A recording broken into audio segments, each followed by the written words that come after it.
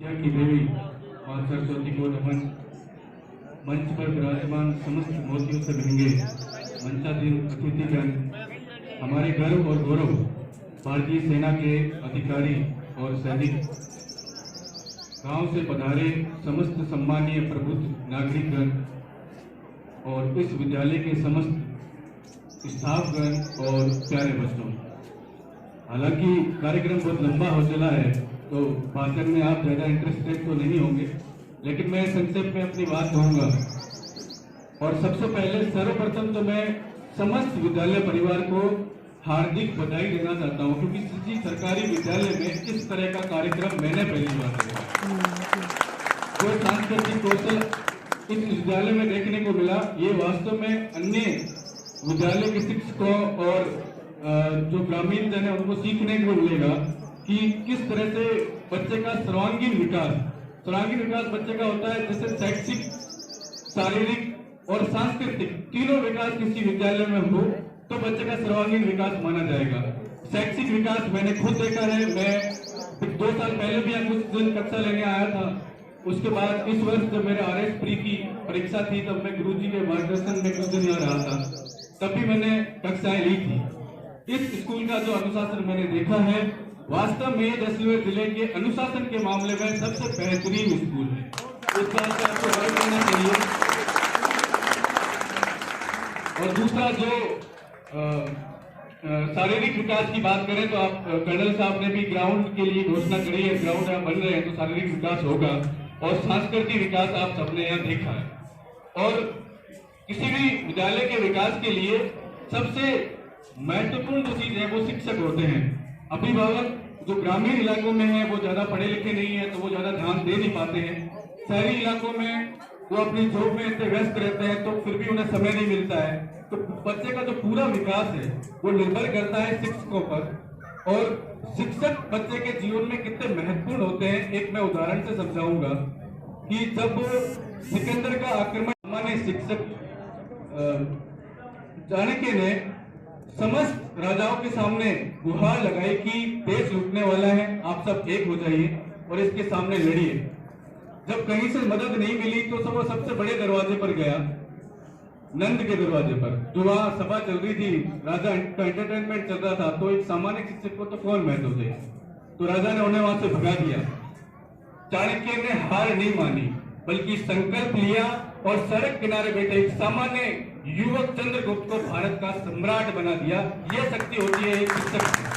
और इस स्कूल के जो आधुनिक चाणक्य है जो यहाँ विराजमान है, मैं निश्चित तौर पर विश्वास के साथ कह सकता हूँ कि जो आधुनिक चंद्रगुप्त यहाँ बैठे हैं उन्हें आपने बहुत अच्छे से तैयार किया, जो हम देख भी पा रहे हैं।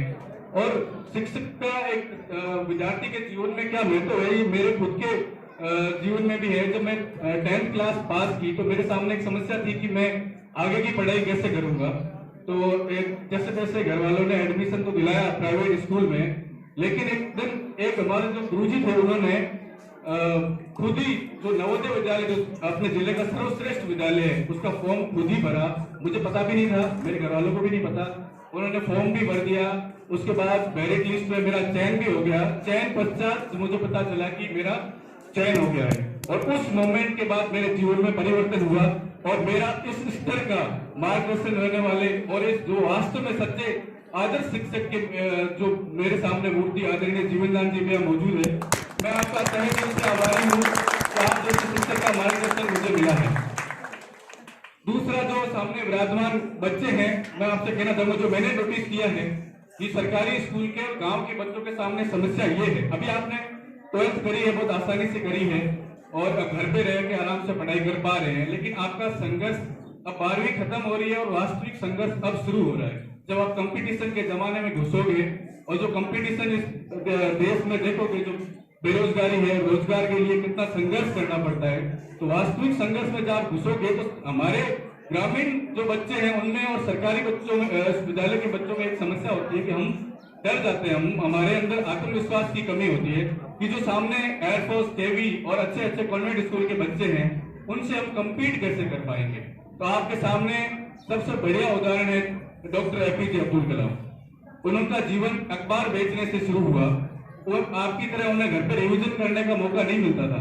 वो सिर्फ स्कूल में पढ़ा करते थे, उसके बाद काम किया करते थे।